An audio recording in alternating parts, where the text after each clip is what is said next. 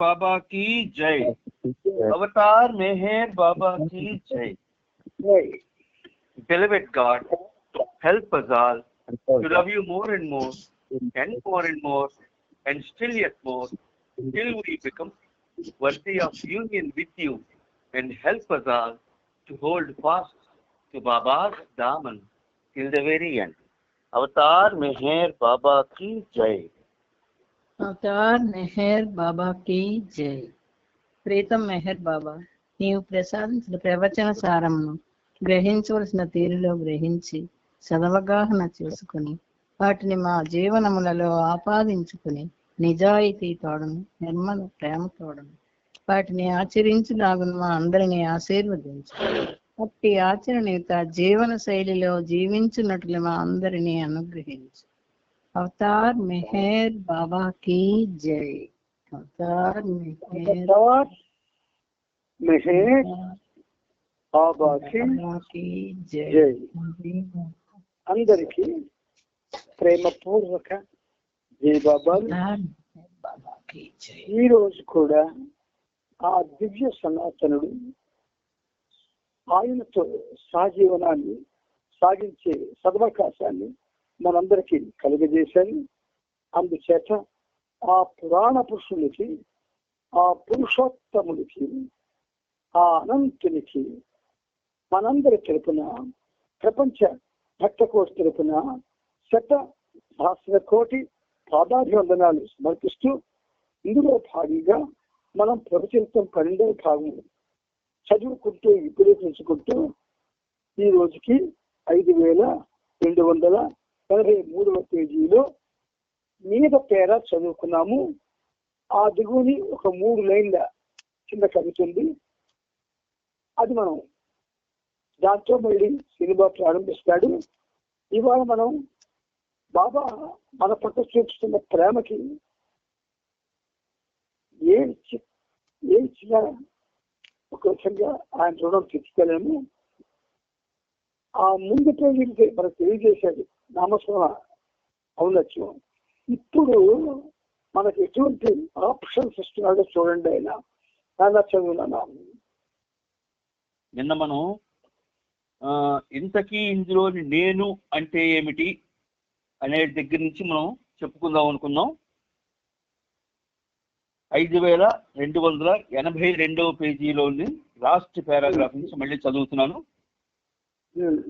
పురాణ పురుషునిలో ఉన్న నేనుకు, మీ అందరూ చెప్పుకునే నేనుకు మధ్యనున్న భేదం ఏమిటి అంటే, మొదటి నేను బంధనాల నుండి విముక్తి పొంది ఉంది, కానీ మీ అందరూ చెప్పే మీలోని నేను బంధనాలతో ఉంది, అంటే కర్మబద్ధమై ఉంది. ఇంతకంటే నేను ఏమి చెప్పేది? ఆ సత్యమే నేను, తత్వం అసి, ఐఎమ్ దట్. కాబట్టి నేనే ఆ సత్యాన్ని అని ప్రకటించాలి. నేను తప్ప ఇతరమంతా భ్రాంతి లేదా మిథ్య. 100 ఏళ్ల తర్వాతో లేదా ఆ తర్వాతనో మీరంతా మీ మీ శరీరాలను వదిలిపెడతారు, కానీ ఆ తర్వాత కూడా మీరింకా ఉంటారు, అనగా మీలోని నేను ఉంటుంది. మీరు మీ శరీరాలను గురించి ఆలోచించకండి, నా గురించే ఆలోచించండి. అంతేకాదు, మీ దేహాన్ని విడిచే క్షణంలో నా నామాన్ని ఉచ్చరించుకోండి లేదా తలుచుకోండి. మీరు చేసే ఈ భౌతిక దేహం నా నిజస్థితి కాదు. మీరు చూసే ఈ భౌతిక దేహం నా నిజస్థితి కాదు. మీరు ఇప్పటికీ నా నిజ స్వస్వరూపాన్ని, రియల్ సెల్ఫ్, నా నిజస్థితి దర్శించవలసి ఉంది. నా నిజ రూపాన్ని దర్శించినప్పుడు మీ కర్మబంధనాలన్నిటి నుండి మీరు విముక్తులవుతారు. కోట్ల మందిలో ఏ ఒక్కడో నా నిజస్థితిని క్షణకాలం దర్శించగలడు. అలాగే అటువంటి కోట్ల మందిలో ఒక్కడు నన్ను పూర్తిగా పొందుతాడు, అంటే బ్రహ్మైక్యతను పొందుతాడు. హఫీజ్ ఇలా చెప్తాడు, భగవంతుని యందు ప్రేమతో తమ దేహాన్ని ధూళిగా మార్చుకున్న లక్షలాది మందిలో ఒక్కడు మాత్రమే భగవద్ అనుభవాన్ని పొందుతాడు. జై బాబా. అందరికీ మళ్ళీ ప్రేమపూర్వక జై బాబా చెప్తున్నాను. చదివిత చర్వణం అంటే ఏదైతే చెప్పబడుతుందో అది అలా చెప్పబడుతూనే ఉంటుంది. ఎందుకంటే మానవులలో అన్న మాటలు ఆ మానవులలో మనము లేవు. ఆయన ఉన్నాడు. ఆయన ఎలా ఉన్నాడు? ఉన్నది తానుగా ఉన్నాడు. మనం దేవుడు. కాబట్టి పదే పదే పదే పదే చెప్పింది అవసరం, చెప్పవలసిన అగత్యము అవసరం ఏర్పడుతుంది. ఇక్కడ మనకి ఇందులో ఉన్నది నేనొక్కడినే. అయితే ఇందులో నేను అంటే ఏమిటి అన్నదాని గురించి ఆయన మళ్ళీ వివరిస్తున్నారు. పదే పదే చెప్తున్నాడు ఆయన. పదే పదే ఆయన చెప్తున్నప్పటికీ కూడా మనం అవగాహన చేసుకునేటటువంటి పరిస్థితులు లేకపోతే అది చాలా తప్పు అవుతుంది సుమా. పురాణ పురుషుల్లో ఉన్న నేనుకు, మీ అందరూ చెప్పుకునే నేనుకు మధ్యనున్న భేదం ఏమిటి అంటే ఆ సర్వంలో మీకు తెలిసిపోతుంది. పురాణ పురుషుల్లో ఉన్న నేనుకు, మీ అందరూ చెప్పుకునే నేనుకు మధ్యనున్న భేదం ఏమిటంటే, మొదటి నేను బంధనాల నుండి విముక్తి పొంది, మొదటి నేను బంధనాల నుండి విముక్తి పొంది ఉంది. కానీ మీ అందరూ చెప్పే మీలో నేను బంధనాలతో ఉంది, అంటే కర్మబద్ధమై ఉంది. పురాణ పురుషుల స్థితిలో ఆయన ఏ బంధనాలకి అంతులేడు. ఆయన బంధనాల నుండి విముక్తి అయిన వాడు పురాణ పురుషుడు, సనాతనుడు. కానీ మొదటి నేను బంధనాల నుండి విముక్తి పొంది ఉంది. కానీ మీ అందరిలో చెప్పే మీలోని నేను అంటే మనలో కూడా ఆయనే ఉన్నాడు కదా, అది బంధనాలతో ఉంది అంటాడు. కర్మబద్ధమై ఉంది. ఇంతకంటే ఏం చెప్పింది? ఆయన ఎప్పుడూ పరిపూర్ణమైన స్వేచ్ఛను అనుభవిస్తూ ఉంటాడు. ఆయన త్రికాలాల్లో కూడా, త్రిజగాల్లో కూడా, సర్వకాల సర్వావస్థల్లో కూడా ఆయన స్వేచ్ఛలోనే ఉంటాడు. కానీ మనలో ఉన్న ఆయనకి స్వేచ్ఛ లేదు, రాదు. అందుకే ఇంతకంటే ఏం చెప్పాలి అని మనతో అంటున్నాడు ఆయన. ఆ సత్యమే నేను. ఏ సత్యం? ఏదైతే సనాతన కాలం నుంచి సత్యంగా చెప్పబడుతూ మనందరికీ అవగాహన చేయబడుతుందో అది ఆ సత్యం నేను. అంటే తత్వమసి, ఐఎమ్ దట్. కాబట్టి నేనే ఆ సత్యాన్ని ప్రకటించాలి. ఏదైనా ఆయన చేయాలి. ఆయనకి ఆయనే సాయం చేసుకోవాలి. ఆయనకి ఆయనే ఒక విధంగా చెప్పాలంటే పూర్తిగా అర్థం చేసుకునేటట్టు చేయాలి. నేను తప్ప ఇతరమంతా భ్రాంతి, అంటే మిథ్య, లేనిది. 100 ఏళ్ల తరువాత ఏదో ఆ తరువాతను మీరంతా మీ శరీరాలను వదిలిపెడతారు. 100 ఏళ్ల తర్వాతను ఆ తర్వాతను మీరంతా మీ శరీరాలను వదిలిపెడతారు. కానీ ఆ తరువాత కూడా మీరు ఇంకా ఉంటారు. అనగా మీలోని నేను ఉంటుంది. ఇప్పటికి మనమంతా కూడా ఎన్ని శరీరాలు మార్చుకున్నామో మన ఎవరికి తెలియదు. మనకి ఎన్ని శరీరాలు మారేయో తెలియదు. పురుషునిగా, స్త్రీగా, అటు ఇటు కానీ జనరల్లో కూడా ఎన్ని జన్మలు, మనకి ఎన్ని లక్షల జన్మలు దాటాయో తెలియదు. మీరు మీ శరీరాల గురించి ఆలోచించకండి. మీరు మీ శరీరాల గురించి ఆలోచించకండి. నా గురించి ఆలోచించండి. మీరు అని మనల్ని ఆయన అన్నారు, కానీ ఆ మీరు కూడా ఆయనే. మీ శరీరాల గురించి ఆలోచించకండి, నా గురించి ఆలోచించండి. అంతేకాదు, మీ దేహాన్ని విడిచే క్షణంలో, అంటే ఊపిరి పోయే ముందు నా నామాన్ని ఉచ్చరించండి, తలుచుకోండి. అంటే కొంతమందికి లాస్ట్ నెక్స్ట్ మినిట్ వచ్చేసరికి నోరు ఇంద్రియాలు ఏ పనిచేయడం మానేస్తాయి. కాబట్టి కనీసం తలుచుకోండి అంటున్నాడు ఆయన. మీరు చూసే ఈ భౌతిక దేహం నా నిజస్థితి కాదు. నేను ఇప్పటికీ నా నిజ స్వస్వరూపాన్ని, రియల్ సెల్ఫ్, నా నిజస్థితి దర్శించవలసిన విషయమా? నిజస్థితి ఎలా దర్శిస్తాం మనం? మనస్థితే మనకి తెలియనటువంటి అగమ్య గోచరమైనటువంటి రచకుడు మనది. ఆయన నిజస్థితి ఎలా చూస్తాం? నా నిజ రూపాన్ని దర్శించినప్పుడు మీ కర్మబంధాలన్నిటి నుండి మీరు విముక్తులవుతారు.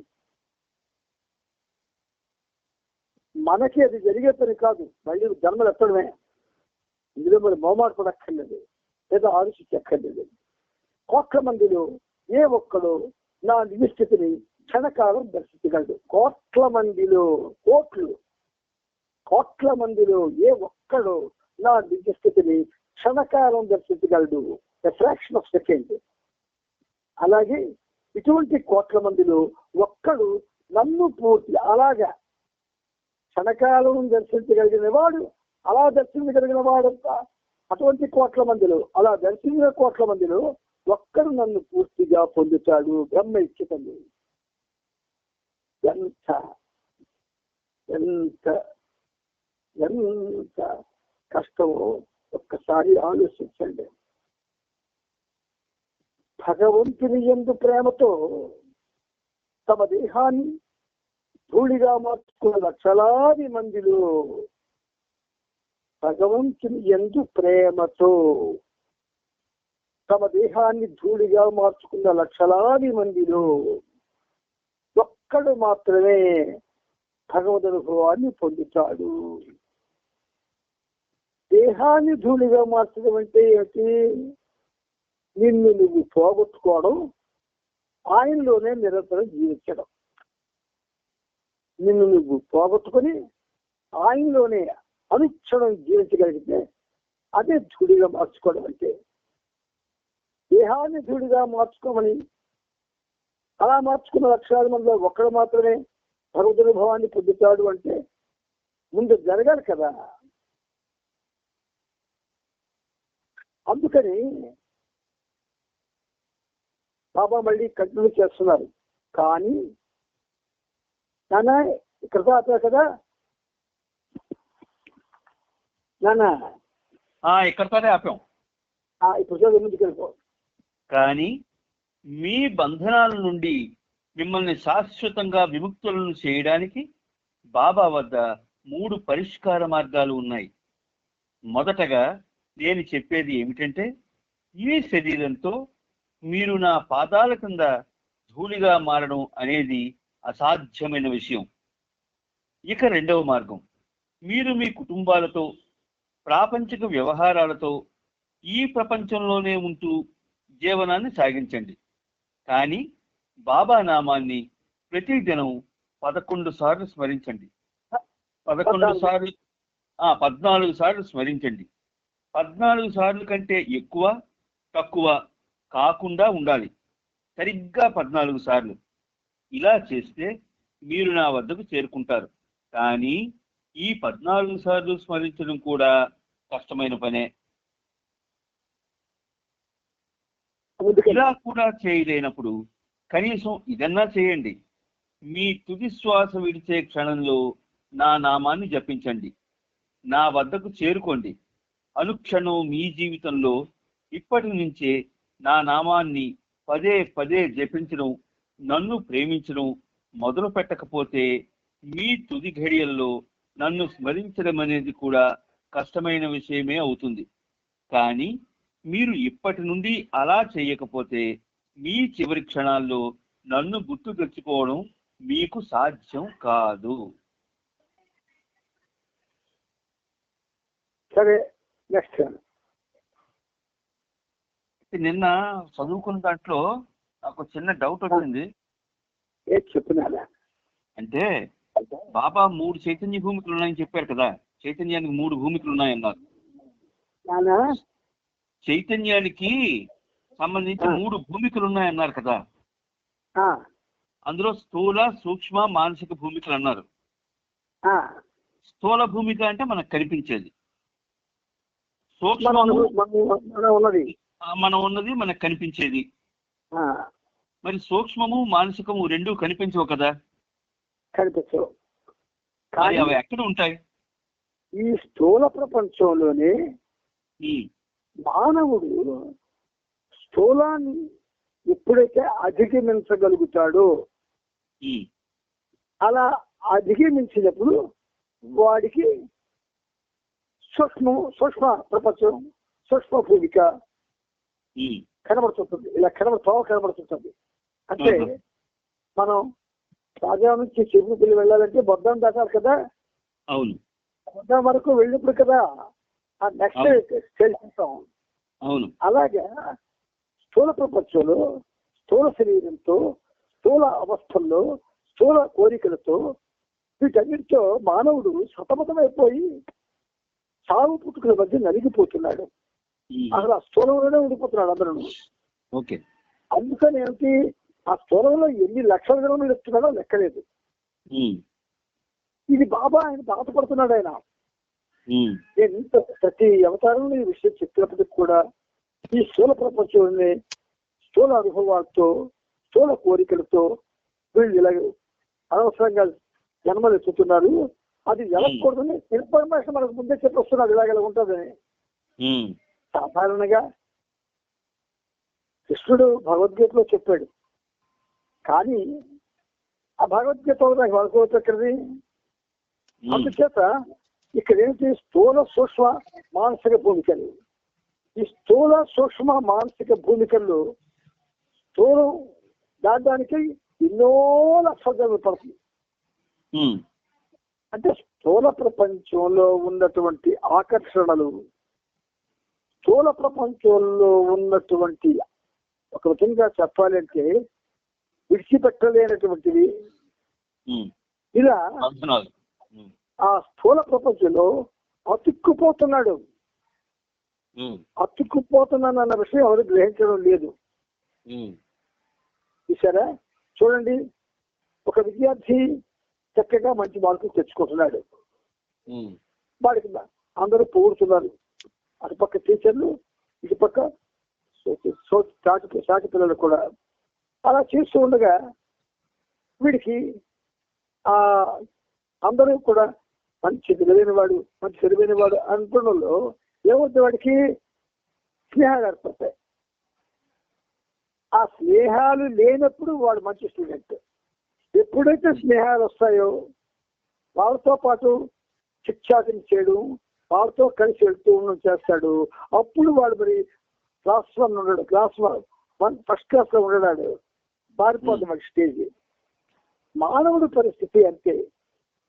స్థూల భూమికలో ఒక వ్యక్తి తను తాను ప్రేమించాలి ముందు. అంటే మనల్ని మనం ప్రేమించుకోవాలి. మనల్ని మనం ప్రేమించడం అంటే ఏమిటి, అందరినీ ప్రేమించడం కాదు. మనల్ని మనం ప్రేమించుకోగలిగితే ప్రేమించుకోవలసిన విధంగా, అప్పుడు సెకండ్ స్టేజ్ అంటే మనం భగవంతుడిని ప్రేమించడం. మనల్ని మనం ప్రేమించుకోవడంలోనే మనం ఫెయిల్ అయిపోతాం.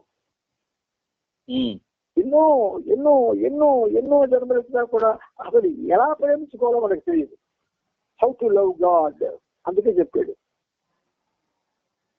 నేను భగవంతుడిని ఎలా ప్రేమించాలని ఎవరైనా ఎప్పుడైనా ఆలోచిస్తున్నారు ఏంటి? లేదు కదా. ప్రేమించడం అంటే మా దృష్టిలో ఏమిటి, అందరూ ఏది చేస్తే అదే మనము చేస్తూ భగవంతుడితో జీవనాన్ని సాగించడం. అందరూ చేసేది మనం చేస్తే మరి అదే కానీ యథార్థ అయితే ఆయన అందరికీ మోక్షం ఇచ్చేయాలి. కోటి మందిలో ఏ ఒక్కడో నా నిజ స్థితి. అలాంటి ఎన్నో కోట్ల మందిలో ఒక్కడు బ్రహ్మైక్యత పొందాడు. అది మీద పేరు చెప్పాడు ఆయన. అవును. మరి మనం ఏమీ చేయకుండా, ఏమి భౌతిక ప్రపంచం నుంచి ఒక్క నిమిషం కూడా భౌతిక ప్రపంచాన్ని విడిచిపెట్టకుండా దాంట్లోనే ఉంటుంటే మనం ఎలాగ మనం దాన్ని తెలుసుకోగలుగుతాం? అందరూ వింటున్నారు కదా, జాగ్రత్తగా వినండి. మనం ఉన్న ప్రపంచం అది కేవలం స్థూల ప్రపంచము. అంటే కంటికి కనిపించేది. ఆ కంటికి కనిపించే అదే ప్రపంచంలో సూక్ష్మ ప్రపంచం ఒకటి ఉంది. అది కనబడడానికి మీరు మార్పు రావాలి. ఆ సూక్ష్మ ప్రపంచం కంటే దాస్తే మానసిక ప్రపంచం వస్తుంది. అది దాటడానికి మరికొంత ముందు ప్రయాణం చేయాలి. అంటే ఒకే ప్రపంచంలో 3 ప్రపంచాలు ఇవిడి ఉన్నాయి. ఆ 3 ప్రపంచాలని మనం ఏం చేస్తున్నాము? 3 ప్రపంచాలు ఉన్నాయని బాబా అంతగా చెప్పినా కూడా మనం స్థూలంలోనే ఉంటున్నాం. ఇప్పుడు ఏమిటన్నమాట, ఇప్పుడు ఈ మొత్తం దీని యొక్క దృష్టి ప్రశ్న చూడండి. బాబా మీకు చెప్పింది, మానవుడు యథార్థానికి లేడు, నీవు లేవు, ఉన్నది నేనొక్కడే అన్నాడు ఆయన. ఎప్పుడైనా మనం కూర్చొని నేను లేను అని బాబా స్పష్టంగా చెప్తున్నారు కదా, మరి బాబా నేను లేనని చెప్పినప్పుడు, ఆయనే ఉన్నప్పుడు నేనేం చేయాలి అంటే బాబా అనేకమైన విషయాలు చెప్పారు ఇందులోనే. ఎలాగా? నిన్ను నువ్వు పోగొట్టుకోవడానికి, అంటే ఇప్పుడు ఇందులో లేదనుకోండి, నిన్ను నువ్వు పోగొట్టుకోవడానికి నాతో దగ్గర సంబంధం పెట్టుకో అన్నాడు ఆయన. క్లోజ్ కాంట్రాక్ట్, దగ్గర సంబంధం అంటే ఎలాగా? నన్ను నీ శాశ్వత చరికారిగా చేసుకొని, ఇవన్నీ అందరికి తెలుసు, ఈ పదాలన్నీ తెలుసు, కొటేషన్స్ అని తెలుసు, కానీ ఆలోచించట్లేదు. నన్ను నేను పోగొట్టుకోవడానికి ఏం చేయాలి?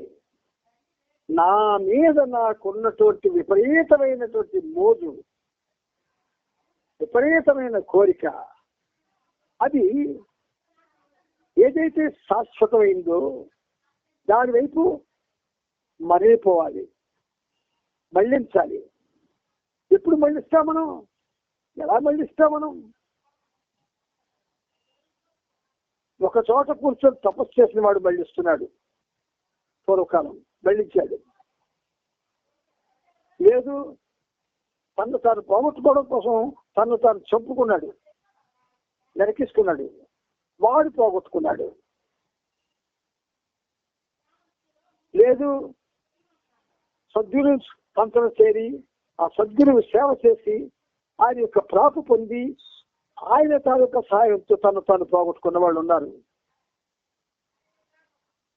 వీళ్ళందరితో మీకెందుకు, నేనే డైరెక్ట్ గా వస్తున్నాను, బాబాయ్ డైరెక్ట్ గా వచ్చాడు. అంటే ఈ మహావిష్ణువు డైరెక్ట్ గా వచ్చాడు మన కాంటాక్ట్ లోకి. అర్థం చేసుకోండి, మన కాంటాక్ట్ లోకి ఆయన డైరెక్ట్ గా వచ్చాడు, ఒక మానవ రూపం ధరించి. సింపుల్ చిట్కచ్చపడి లవ్ మీ అన్నాడు. మరి లవ్ మీ అన్నప్పుడు, నన్ను ప్రేమించండి అన్నప్పుడు మనల్ని మనం ఎలా ప్రేమించుకుంటాం ఒకసారి ఆలోచించాలి కదా. కానీ మనల్ని మనం ప్రేమించుకున్నట్టుగా ఎవరిని ప్రేమించలేమమ్మ. దాని వల్ల రహస్యం అక్కడుంది. పైగా ఏమంటాడు? లవ్ మీ అబవ్ ఆల్ అన్నాడు. ఎందుకు? నీ చుట్టూ ఒక ప్రపంచం పెట్టాడు ఆయన. ఆ ప్రపంచంలో నీ రకమైన కోట్లు ఉన్నారు, వాళ్ళకి నీకు కలిపాడు. ఒక చదువుకున్న విద్యార్థిని చెడగొట్టడానికి ఒక దౌర్భాగ్యపు గతంలో ప్రయత్నించి మరికొంతమంది దౌర్భాగ్యతో వాడికి సాంగత్యం, వాళ్ళ సాంగత్యం వాడికి మప్పి ఆ సాంగత్యంలో తీసుకొస్తే ఏమవుతాడు వాడు? బంధనాల్లో ఉన్నాం, మనందరం బంధనాల్లో ఉన్నాం. ఆ బంధనం నుంచి మనం బయటికి రావడానికి ఆయన ఏం చెప్పాడు? సులువు, లవ్ మీ అన్నాడు. మనం బంధం నుంచి దాము, ఆయన ప్రేమించాము. ఏం చేస్తాడు ఆయన? అందుకని బాబా ఏం చేస్తున్నాడు మీకు ఎంత ఎలాబరేట్ ఎక్స్ప్లెనేషన్స్ చెప్తున్నాడు. Elaborate explanations simple way. నన్ను నేను పోగొట్టుకుంటే, సింపుల్ వే, నన్ను నేను పోగొట్టుకుంటే బాబాలు నన్ను నేను పోగొట్టుకుంటే ఇక నేను ఉంటానేమిటి? ఆయనే ఉంటాడు నా స్థానంలో. అదే జరిగింది పూర్వం భక్తులందరికీ. నిన్న మొన్న ఒక సినిమా చూసింది అన్నమయ్య అని. అందులో కూడా ఆ అన్నమయ్య వెళ్ళి తిరుపతి వెంకటరమణమూర్తిలో కలిసిపోయినట్టు చూపిస్తాడు. అది మనకి బొమ్మ సినిమా, నిజం కాదు. కానీ నిజం అది. నిన్ను నువ్వు పోగొట్టుకుంటే నువ్వు ఆయనలో కలిసిపోతావు. అదొక్క చేయలేకపోతున్నాం మనం. ఎందుచేత మన స్నేహాలన్నీ కూడా మనలాంటివే. మన ఆలోచనలన్నీ వాళ్ళతో కలిసే ఉంటున్నాయి ఎప్పుడును. ఒకవేళ ఎవరికైనా మంచి బుద్ధి పుట్టి నేను పోగొట్టుకుంటాను, బాబా కోసం జీవిస్తాను, బాబా ప్రేమ కోసం నేను తాపత్రయపడతాను, నాకు మిగతావన్నీ అనవసరం, నాకు బాబాయే ముఖ్యం, నేను బాబాతోనే ఉంటాను, బాబా నామస్మరణ చేసుకుంటాను, నన్ను నేను పోగొట్టుకోమని బాబా చెప్పారు, పోగొట్టుకుంటాను అని ఎవరి ఇంట్లో ఉంటారు చెప్పండి? అన్ని విడిచిపెట్టుకోవాలి ఎవరు చెప్పండి? ఆయన పాపం ప్రేమమయుడు కనుక మనకెంత ఎక్స్ప్లెనేషన్స్ వివరాలు చెప్తున్నారు ఆయన. ఇప్పుడు 3 చెప్పారు. 3 చెప్పి ఏమిటన్నారు? నా పాదాల కింద ధూళిగా మారిపోండి అన్నాడు మొదటి పేరాలో. మళ్ళీ ఆయనే ఏమన్నాడు? ఆయన అది అసాధ్యమైన విషయం అనేసాడు. నేను అక్కడి నుంచి ఏం చేశాడు? రెండవది ఏం చెప్పాడు ఆయన? నా నామాన్ని ప్రతిదినం 14 సార్లు స్మరించండి అన్నాడు. 14 సార్లేనా అని మేర్ బాబా మేర్ బాబా మేర్ బాబా మేర్ బాబా మేర్ బాబా అని మనసు ఒక చోట మరొక చోట అలాగా 14 సార్లు ఎప్పుడైపోతాయని ఎప్పుడైపోతాయన్నటువంటి అంకె మీద మాత్రమే ధ్యానంకి నామం చేస్తున్నాడు. ఇంకా అది నామం ఎలాగవుతుంది? 14 సార్లు చేయమంటే ఎప్పటికప్పుడు లెక్క పెట్టడం కాదు. ఆయన చిన్న విషయాలు మనతో మాట్లాడడం లేదు. చాలా కష్టం. ఒకసారి మెహర్ బాబా అంటే నిన్ను నువ్వు పోగొట్టుకొని అన్నాడా? చూడండి, అవునా? నిన్ను నువ్వు పోగొట్టుకొని ఒకసారి మెహర్ బాబా అనాలి. అనగలవా? అనలేము. మరి 14 సార్లు అంటే సామాన్య. నిన్ను నువ్వు పోగొట్టుకొని అనాలంటే ఎలాగనాలి చెప్పండి సార్. నిన్ను నువ్వు పోగొట్టుకొని అనాలని చెప్తున్నారు కదా, అది ఎలాగంటే మనల్ని మనం పోగొట్టుకున్నట్టు అవుద్ది. రైట్. ఎలా చేస్తే? ఇప్పుడు మీ మీద మీకు వ్యక్తిగతమైనటువంటి ఆలోచనలన్నీ పోవాలి. నేను ఫలానా, నా తరగతి పరిస్థితి ఇది, నాకున్నది ఇది, నాకు లేనిది ఇది, నేను ఇంకా దీన్ని చెయ్యాలా, ఇవన్నీ మర్చిపోవాలి, పోవాలి. ఇక్కడ మరి రాజీకి తావులేదు. అందుకే ఆయనే ఇది అసాధ్యాన్ని వస్తున్నాడు. ఈ 14 సార్లు కూడాను మనం చూడండి ఏమన్నాడు? కానీ ఈ 14 సార్లు మంచులు కూడా కష్టమైన పనే. ఎందుకన్నాడు? నిన్ను నువ్వు పోగొట్టుకుని ఒక్కసారి కూడా అనలేవు. అందుకన్నాడు ఆయన. అయితే మనల్ని మనం పోగొట్టుకోవడం నిజంగా కష్టమా? కాదు. ఒకరోజు ప్రయత్నం చేయండి. నా మీద నాకు ధ్యాస లేకుండా, నా భౌతిక పరిస్థితుల మీద ధ్యాస లేకుండా, బాబా ఈరోజు నీ నామం నేను చేస్తాను అని కూర్చోండి. ఎంతసేపు కూర్చోగలరో మీకు తెలుసుకోండి.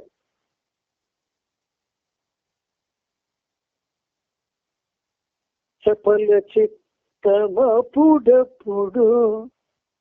శతమతముల పాలైన గతలకు పెరగొందిరే ఊహలలో ఊరేగిన బాబా మెహరు. నిమిషానికి 30 ఆలోచనలు, 50 ఆలోచనలు, 100 ఆలోచనలు చేసిన మనల్ని మనం పోగొట్టుకొని బాబానా అలాగంటాం. అలాగన్నప్పుడే ఒక్కసారిగా మీరు అలాగనగైతే ఆ రుచి మీకు తెలుస్తుంది. ఏడేళ్ళు వాడైన ప్రహ్లాదుడు అది తెలుసుకున్నాడు. కాబట్టి మహాభక్తుడిగా బాలభక్తుడిగా చరిత్రలో నిలిచిపోయాడు. హైదరాబాద్ చేశాడు. కాబట్టి బాబా ప్రేమ ప్రపంచంలో మణిదీపంలో నిలిచిపోయాడు ఆయన. అంటే ఇక్కడ మీరు అర్థం చేసుకోవాల్సింది ఏంటంటే, మనల్ని మనం మర్చిపోవడం అనేది ఒక్క క్షణం కూడా జరగదు. జరుగుతుంది. మీకు ఒక ఉదాహరణ చెప్తాను. సినిమా చూడడానికి హాల్కి వెళ్తారు. సినిమాలో కనీసం 1000 మంది ఉంటారు. 1000 మందిలో కూర్చుని ధ్యాసంతా ఎక్కడ ఉంటుంది? తెర మీదే ఉంటుంది. 1000 మందిలో ఒక్కడు మాట్లాడిన వాడి మీద కబడిపోతావు. నీ ధ్యాసంతో తెర మీద పెడతావు. ఆఫ్టర్ ఆల్ 10 రూపాయల టికెట్తో లోపలికి వెళ్ళి ఒక అబద్ధపు తయారు చేసిన బొమ్మని చూసి ఒక 2.5 గంటలు కాన్సన్ట్రేట్ చేస్తున్నారే, నీ ప్రీతముడు ముందు అప్పుడే అలా చేశావా?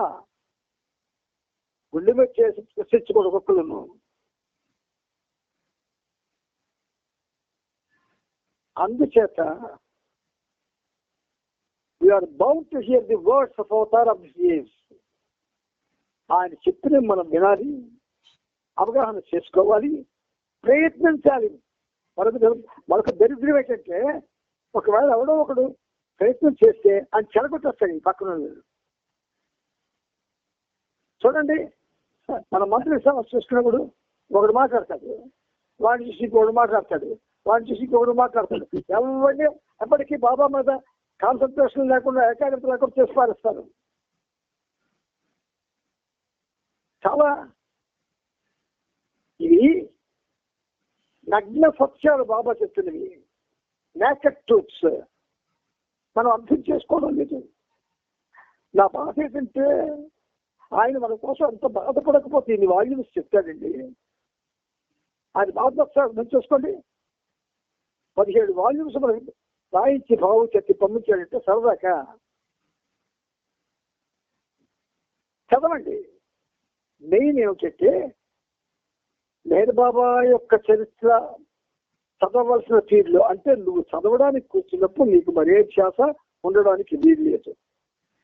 నువ్వు ఆయనే ఉండాల. బాబా చెప్పాలి, బాబా నేను చరిత్ర చదవడానికి కూర్చుంటున్నాను, నాకు నా కుటుంబం కానీ నా వ్యవహారాలు కానీ ఏది నాకు గుర్తు రాకుండా కొంచెం కాపాడుతుంది పెట్టుకోవాలండి.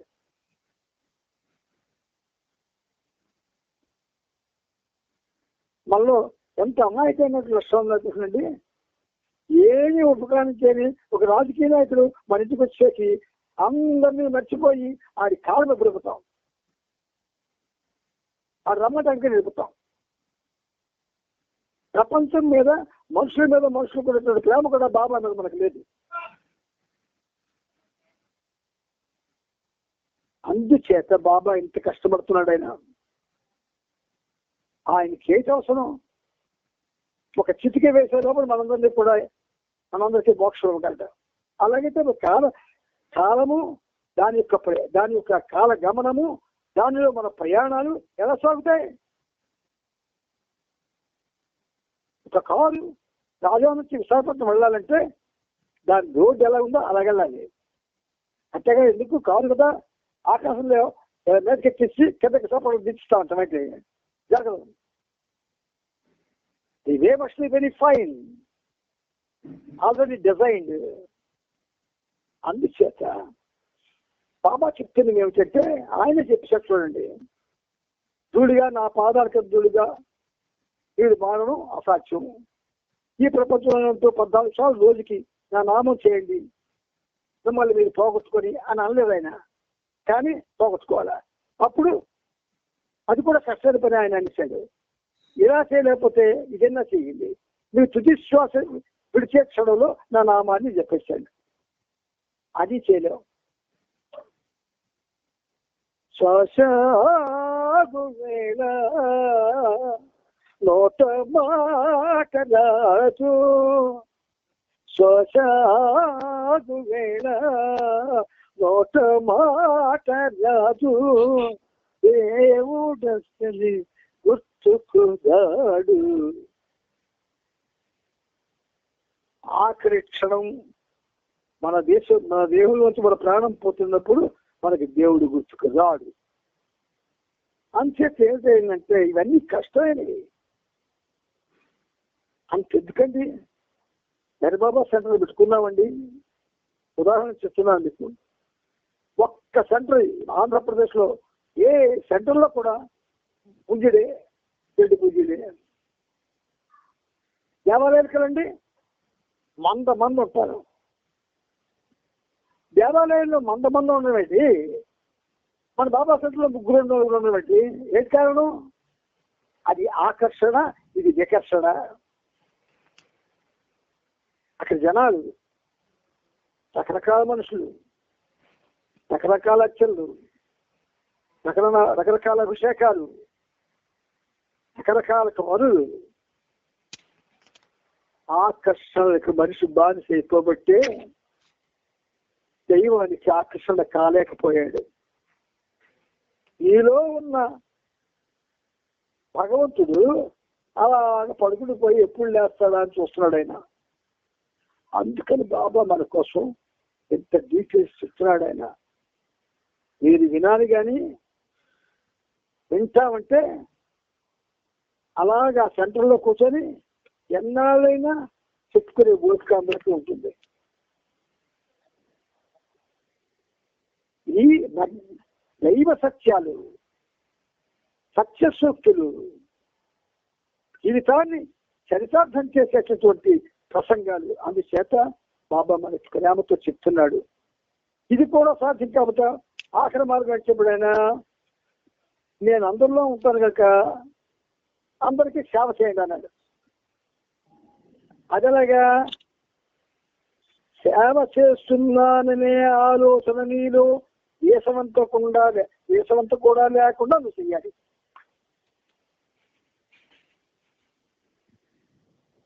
అది అసాధ్యం. అది నిస్వార్థ సేవ చేయమంటాడు ఆయన. అది ఎక్కడ జరుగుతుంది మనకి? మా బాబా సంతకాలు ఒక దండ కొట్టు పెడితే దానికి ఫోటో కావాలి. నేను మైక్ ముందు పాడితే నాకు ఫోటో కావాలి. మైక్ లేకపోతే పాడదు కొంతమంది. ఇన్ని నిబంధనలతో ఉన్న మనం నిర్నిబంధంగా భగవంతుని ఎలా ఆరాధించగలం చెప్పండి? అందుచేత ఈ 4 పేరాలు కూడా ఎన్ని 100 సార్లు చదివినా మనకి జ్ఞానోదయం రాదు. కారణమైతే మరుగమ్మతో మనలోనే ఉంటాడు. ఆయన అలాగే చెప్తాడండి, మన పని మనం చేసుకుందండి అంటాడు. ఎన్నో సెంటర్లలో ఇలాగే మీరు చెప్పినట్టే చెప్తే నా ఎదురుగుండే నేను కొంచెం వెనక్కి తీసేకి ఆయన అలాగే చెప్తాడండి. ఆయన మరింతే ఆయన వేరు, మనం అంతా వేరు.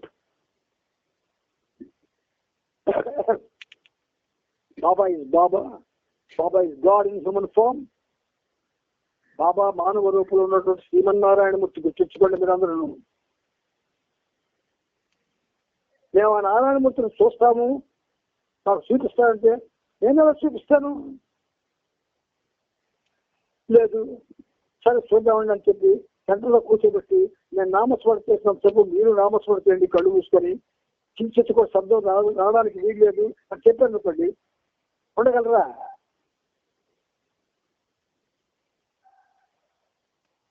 పెద్ద సమస్య కాదు. ఇస్కాన్ టెంపుల్స్ లో ధ్యాన మందిరాల్లో సక్సెస్ అయిన వాళ్ళు చాలా మంది ఉన్నారు. ధ్యాన మందిరాలకు వెళ్ళి ఆ ధ్యాన మందిరంలో కూర్చొని పెద్ద ఓంకారం ఉంటుంది అక్కడ. ఆ ఓంకారం ముందు అక్కడ ఉన్నటువంటి ఒక గురువు చెప్తుంటాడు, ఇలా చదవమని ఓం మనం అంటాడు. కేవలం ఆ ఓంకారం చేసి చాలా మంది సక్సెస్ అయ్యారు. మనం ఏది చెయ్యం, పట్టం నలగలేమో.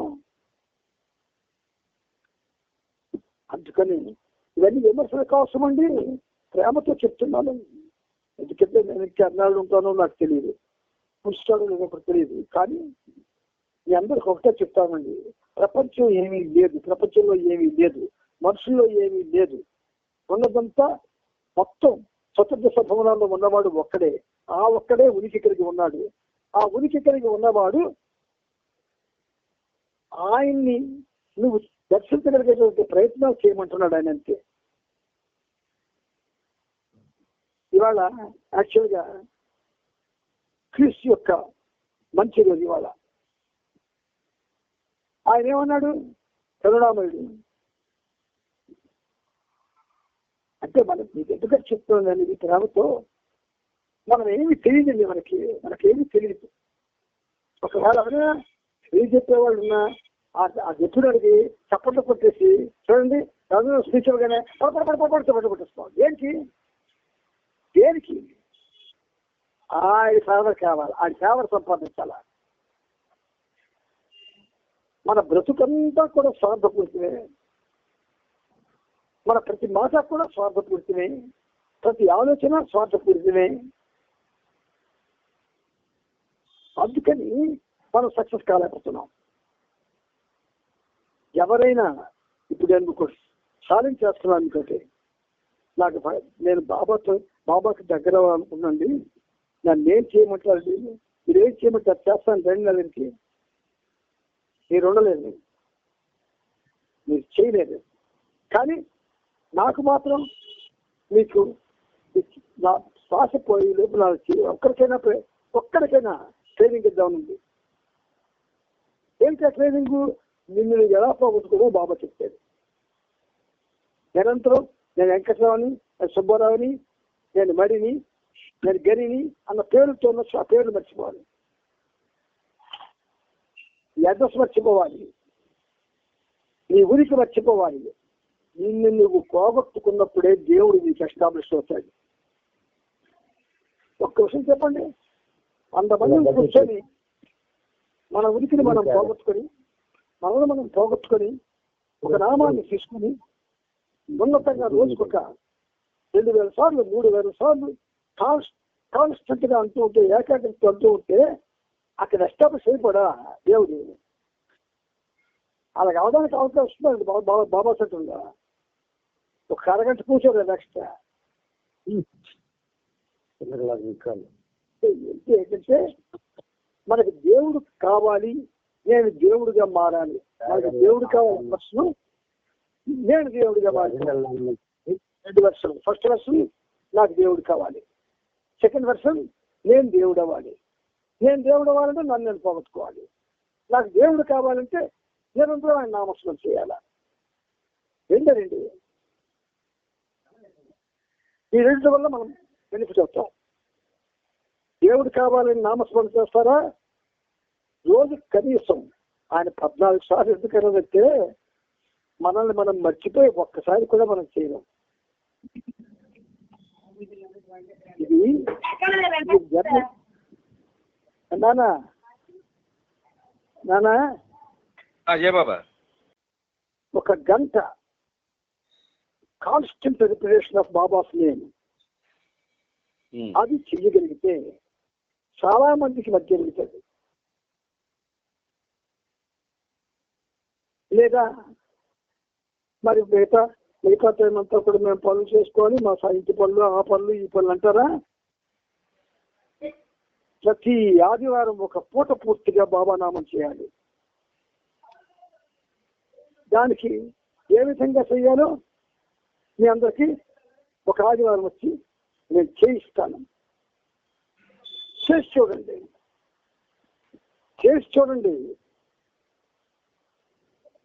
మీకు చేయడం ఉంటుంది. కాళ్ళు చాటుకొని కూర్చోవాలంటే కాళ్ళు చాటుకొని కూర్చోవచ్చు, కుర్చీ మీద చేసుకుంటామంటే కుర్చీ మీద చేసుకోవచ్చు. మీకు ఎలాగ ఈజీగా ఉంటే అలా చేయొచ్చు. కానీ నేను ఎన్ని గంటలైతే మీ చేత నామం చేయిస్తాను అన్ని గంటలు అక్కడ కలవడానికి వీల్లేదు. బాబా నేను నామం చెప్తుంటే వెనకాల చెప్తూనే ఉండాలి. మరి కేక్ శ్వాస లేకుండా ఒక్క న్యాచురల్ కాల్కి మాత్రమే నరకాలకి వచ్చేస్తారంటే చల్ల తేయకూడదు, చల్లతో సర్దులకు రాకూడదు. మనం పూర్తిగా శూన్య మనస్కులమై మనసులో ఇంకే ఆలోచన లేకుండా శూన్య మనస్సులో రావాలి సెంటర్కి. ఈ ఒక్కటి చేస్తే మనం సక్సెస్ అవుతాం. అసలు ఆశ్చర్యపోతారు మీరు.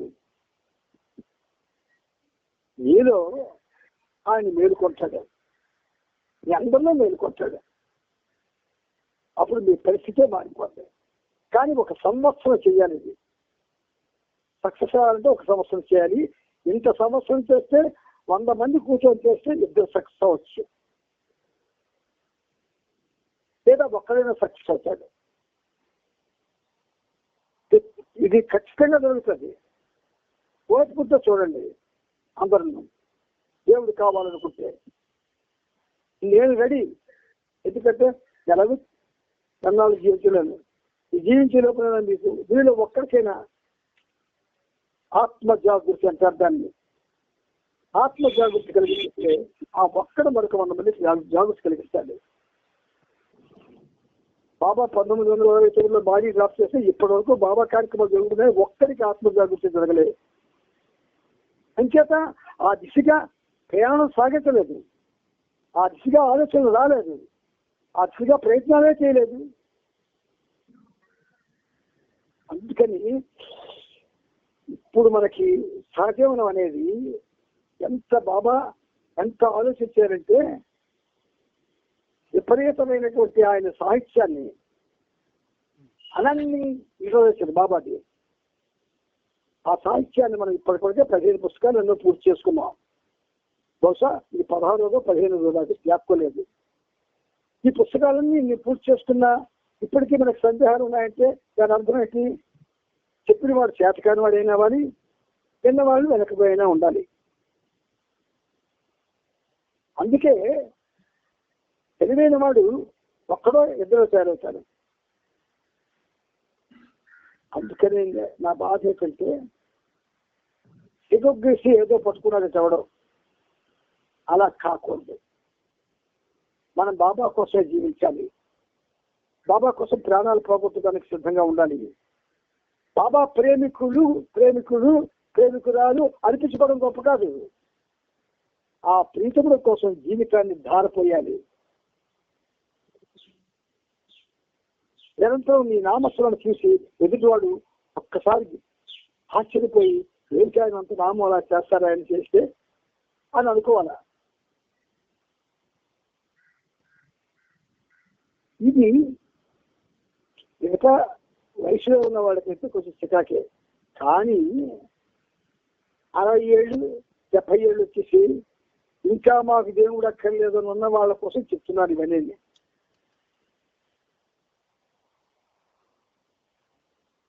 చిన్నవాళ్ళు అయినా సరే ప్రాణాలు చిన్నవాడు కాడు, దేవుడు చిన్నవాడు కాడు. దేవుడు కావాలనుకోవద్దు, చిన్నకి పెద్దకి ఎవరికైనా కావాలా. ఏదో ఒక ఫంక్షనల్ ఆస్పెక్ట్ పెట్టుకొని ఆ ఫంక్షన్ మనం చేయాలి. దానికోసం ఆలోచించండి.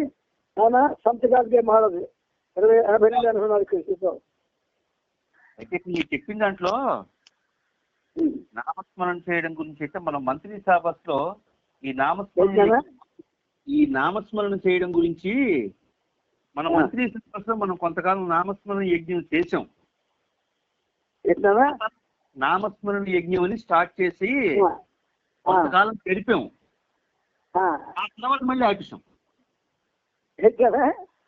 ఈ నామస్మరణ యజ్ఞం అని కొంతకాలం మనం చేసాం మంత్రి సభలో. ఆ తర్వాత మళ్ళీ మనం ఆపేసుకున్నాం. మనం ఆపిస్తున్నామా? మనమే ఆపిస్తాం. మనం ఎందుకు ఆపిస్తాం? ఏమో మరి కాన్సన్ట్రేషన్ చేయకపోతేనే ఆగిపోతుంది. ఏదవనండి మొత్తానికైతే అది ఆగిపోయింది. నీకు ఒకటే చెప్పాను అన్న, నామస్మరణ లేదు కదా, అయిపోయింది కదా టైము ఉందా? ఉంది ఉంది ఉంటే నాన్న సంత్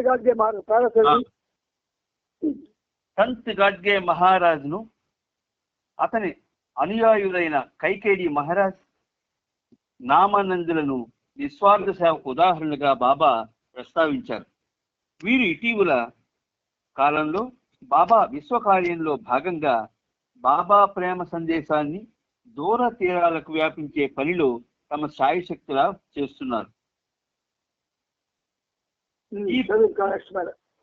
ఈ పుణ్యమూర్తుల మానవ జాతి దుస్థితిని దూరం చేసే ప్రయత్నంలో ఎన్నో ప్రదేశాలకు వెళ్లి ధర్మశాలలు, పాఠశాలలు, హాస్పిటళ్లు కట్టించి మానవ సేవ చేస్తున్నారు. భగవత్ ప్రేమ కోసం ఎన్నో ఇబ్బందులను కూడా ఎదుర్కొన్నారు. బాబాని ఎంతగానో ప్రేమిస్తారు. మహారాష్ట్ర అంతటా గాడ్గే మహారాజును గొప్ప సాధుపుంగవునిగా ఆరాధిస్తున్నప్పటికీ ఆయన నన్ను పండరీపూర్ తీసుకెళ్ళినప్పుడు అక్కడ వేలాది మంది యాత్రికులు నా దర్శనం చేసుకున్నారు. ఇక వినోబా భావే వంటి సాధారణ వ్యక్తిని ఉదాహరణగా తీసుకుంటే అతడు మానవాళి పట్ల తనకు ఉన్న ప్రేమ దృష్ట్యా ఎన్నో ఒడిదుడుకులను ఎదిరించి చెప్పులు కూడా లేకుండా కాలినడకనే తన పని కొనసాగించాడు. ఈ విధంగా నిస్వార్థ సేవ చేస్తున్న వ్యక్తులు భారతదేశంలో ఎందరో ఉన్నారు. మీలో కూడా కొంతమంది ఆ విధంగానే సేవ చేస్తున్నారు. కానీ మీకు అది తెలియకపోవచ్చు. లేశ మాత్రం అహం లేకుండా చేసేదే నిస్వార్థ సేవ. అహంకారజనితమైన ఏ చిన్న ఆలోచన పొడచూపినా చేసిన కార్యమంతా వృధాయే అవుతుంది. అనేక మందిలో ఏ ఒక్కరో ఇటువంటి సేవ చేయడంలో కృతకృత్యులవుతాడు. సాధు సంతులకు కూడా ఇది అసాధ్యమే. గమ్మత్ చూసావా నాన్న? ఆయన అన్ని చెప్తున్నాడు, అసాధ్యం అసాధ్యం అసాధ్యం అంటున్నాడు. అవును. అంటే బాబా ఆయన ఎందుకు అంటున్నాడు? బికాస్ ఉన్నది ఆయనే, మనం లేవు కదా, లేని వాళ్ళకి చెప్తున్నాడు ఆయన. అంటే అసాధ్యం అసాధ్యం అంటున్నాడు. సై ముందు ఇంకా మరోసారి పేరుకొస్తుంది. పాశ్చాత్య దేశాల్లో కూడా ఇటువంటి సేవ చేసే వ్యక్తులు ఉన్నారు. ఒకరు డాక్టర్గా ఒక కుష్ఠరోగుల ఆశ్రమాన్ని నడుపుతున్నాడు. అతడు ఎప్పుడు కుష్ఠరోగులతో కలిసి ఉంటూ తన సేవా కార్యక్రమంలో ఎంతగా మునిగి ఉంటాడంటే అతనికి తనని గురించి ఆలోచించే సమయమే ఉండదు. కానీ అతనికి మెహర్ బాబా అంటే ఎవరో తెలియదు. అట్టి వ్యక్తులు స్వార్థరహితమైన సేవ చేయగలరు. కానీ వారు కూడా భౌతికంగా నా చెంతకు రాలేని స్థితిలో ఉన్నారు. ఎందువల్ల? దానికి కారణం అక్కడ వారి మనసు అడ్డంకిగా ఉంది. ఒక సూక్ష్మాతి సూక్ష్మమైన ఆలోచన కూడా బంధనాలను సృష్టిస్తుంది. ఇదే వారిని బాబా గురించి తెలుసుకోకుండా అడ్డుపడుతుంది. అయితే పరిస్థితి ఇలా ఉన్నప్పటికీ వాళ్ళు తమ శరీరాన్ని విడిచిన మరుక్షణం నా చెంతకు వచ్చేస్తారు. కారణం వాళ్ళ ఆలోచనలు ఎప్పుడు వారి గురించి కాకుండా తమ పనిని ఎలా ముందుకు తీసుకెళ్ళాలి అనే విషయం మీద ఉంటాయి. కాబట్టి వాళ్ళు నా వద్దకు వస్తారు. అప్పుడు బాబా అందరితో, ఇప్పుడు మీరంతా 5 నిమిషాల తర్వాత బయటికి వెళ్ళి మూత్ర విసర్జన వంటి పనులు ముగించుకొని తిరిగి అర్ధగంటలో ఇక్కడికి రండి. రేపటి నుండి ఎటువంటి వివరణలు, ప్రసంగాలు ఉండవు, గుర్తుంచుకోండి అని చెప్పారు. మనమంతా కలిసి మెలిసి ఉందాం, ఆడుకుందాం, సరదాగా గడుపుదాం. ఒక్క విషయం గుర్తుంచుకోండి, భగవంతుడు సర్వదయాళుడు. అతడు సదా బ్రహ్మానందంలో మునిగి ఉంటాడు. అయినప్పటికీ ఒక్క విషయాన్ని మాత్రం భగవంతుడు క్షమించడు. అదే నటించడం, కపటం అంటారు దాన్ని. పచ్చి దగాకోరు అయి ఉండి కూడా ఒక సాధు పొంగవునిలా నటించాడంటే అటువంటి దుష్టుణ్ణి భగవంతుడు ఎన్నటికీ క్షమించడు. చూడండి, ఆయనకి ఎలా ఇచ్చాడు ఆయన. అటువంటి దుష్టుడిని భగవంతుడు ఎప్పుడూ క్షమించడు.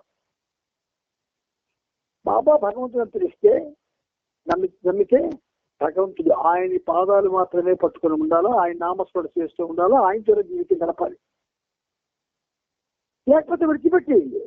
కానీ అలా కాకపోతే నటిస్తే మాత్రం బాబా ప్రేమికుగా నటించి బాబా ప్రేమికుడిని అందరి మధ్య బాబా ప్రేమికుగా నేను అనిపించుకోవాలని చేశాడా, వాడు క్షమించబడ్డం. కపటం. ఎందుకంటే నాన్న ఆయన దేనైనా క్షమిస్తాడు, కపటాన్ని క్షమించడం. అందులో బాబా రాజీ పడలేదు. 1968 ఆయన ఉన్నారు. అంతవరకు నాకు అతను తెలియదు. కానీ పద్మనాభం గారు, ఎందుకంటే ఆయన పేరు మీకు చెప్తారు, పద్మనాభం అంటే శ్రీ మహావిష్ణు. ఆ విధంగా శ్రీ మహావిష్ణు పేరు నేను ఒకసారి అనొచ్చు. ఆ పద్మనాభం ఏం చేశారంటే, ఆయన నన్ను పిలిపించుకొని ఆయన్ని, ఈయన భగవంతుడు, బాబా భగవంతుడు, ఈయన భగవంతుడు సాక్షాత్తు శ్రీమన్నారాయణమూర్తి, అన్ని దేవతలు ఆయనే, అన్ని దేవతలు, అందరు దేవతలు అందులోనే ఉన్నారు, బాబాలోనే ఉన్నారు. నా మాట మీరు విశ్వసిస్తే మీరు ప్రతిరోజు సాయంకాలం 5 గంటలకు నా దగ్గరికి వచ్చేయండి. ఆయన ఏం చేయాల్సింది చేశాడు. నేను మీరు వచ్చేకి నేను ఇంట్లో అడిగి ఉంటాను అని మీకు నేను బాబా పుస్తకాలను చదివి వినిపిస్తాను. అందులో రహస్యాలు చెప్తానంటే నాకు అది ఆ చెప్పడం ఆయన చెప్పలేదు, బాబా చెప్పాడు. అందుకే బాగా నచ్చి అక్కడ పార్టీపురంలో ఉన్నంత కాలం కూడా ఆయన దగ్గర ఎన్నో పుస్తకాలు చదివించుకొని వినే పరిస్థితి బాబా తెచ్చాడు. వినకపోతే ఎలా తెలుస్తుంది? అసలు ఎన్నో రాత్రులు మా ఇద్దరికి భోజనాలు కూడా ఉండి పాపం ఆవిడ అన్నం మా ఇద్దరికి వడ్డించి, ఏమండి వడ్డించాను రండి అనేది, పాపం వెయిట్ చేసి ఏ 11కో 12కో రాత్రి వెళ్ళిపోయి పడుకునేది ఆవిడ. మీకు ఆధ్యాత్మిక ప్రపంచంలో ఏది మధురం అంటే భగవన్నామం మధురం, ఏది ముఖ్యం అంటే భగవత్ స్మరణ ముఖ్యం. దేనికోసం మనిషి పాతాళాడిపోవాలంటే తను తాను తెలుసుకోవడం కోసం. ఈ 3 జ్ఞాపకొచ్చుకోండి. బాబా ఉన్నారు, చూడండి 68లో బాబా ఉన్నారు. కానీ నాకు ఆయన దర్శనం చేసుకునే అవకాశం ఇవ్వలే. దానికి ఉదాహరణ ఏంటంటే 69లో బాబా బాడీ డ్రాప్ చేస్తే వాళ్ళు కారు వేసి పార్వతీపురం వచ్చి నాకు ఇంటికి కౌరు పెట్టాడు. తెల్లవారు 4 గంటలకి ఏ బాబా అని కానీ లేచిపోయాను నేను. ఇంకేలాగప్పుడు బాబా అంటే ఏమీ తెలియదు, ఆల్ఫబెట్స్ కూడా తెలియదు. హరి బాబా అంటే ఆ పాప కింద వచ్చి సీను సీను సీను అంటే మా నాన్నగారు లేచిపోయాడు. నేను లేచిపోయాను. నేను మా వచ్చాను, 4 గంటలకు వచ్చావు, బాబా బాడీ డ్రాప్ చేశాడు, సీనుకేమో నాన్న పట్టమన్నాడు, నాన్న తీసుకెళ్తాడు హైదరాబాద్ అని. మా నాన్న పాపం అయిపోయి వెళ్ళు అర్రాడు అని గట్టిగేసేసాడు. చిన్నపిల్ల 7 ఏళ్ళు 8 ఏళ్ళు ఉంటే 2 కార్లు పెట్టారు తీసుకెళ్ళడానికి. అంటే నాకు ఆయన దర్శనం చేసుకునే భాగ్యం లేదు. ఆ దర్శనం చేసుకునే భాగ్యం లేకపోతేనే 68 నుంచి ఈ క్షణం వరకు కూడా ఆయన విడిచిపెట్టకుండా ఉన్నాను నేను. అదే చూసింటే ఏమోను. అంచేత మనకి ముఖ్యం ఏమిటంటే దేవుణ్ణన్న, దైవనామ స్మరణ అన్న, అది ఏదైనా చేస్తుంది మనకి. It can do other things. అందుకని మనకి ఈ సహజీవనంలో మనం చాలా విషయాలు చదువుకుంటున్నాం. ఇవాళ ఇప్పుడు మనం ఈ బయట ప్రపంచానికి అక్కడ పోయినా ఇప్పుడు మనమంతా కలిసిమెలిసి ఉందాం, ఆడుకుందాం. 5285 ఆ పేరా చెప్పుకున్నాం. అది అయిపోయింది. విరామం తర్వాత బాబా తిరిగి చెప్పడం కొనసాగించారని చదువుకోవాలి నెక్స్ట్. అది అయితే ఈ పేజీ నా కపటాన్ని క్షమించడం దగ్గర ఆపాం. ఏనాను ఇది మాత్రం ఒకటి అందరూ కూడా దయచేసి ప్రేమతో మీ అందరికీ ఒకటే చెప్తాను. బాబాని ప్రేమించకపోయినా పర్వాలేదు, ప్రేమిస్తూ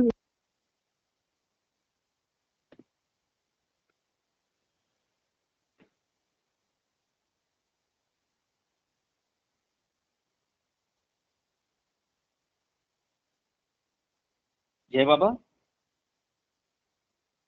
జై బాబా, జై బాబా. లైన్ లో ఉన్నారా? జై బాబా అండి, 1 అవర్ అయిపోయినట్టుంది, కట్ అయిపోయినట్టుంది.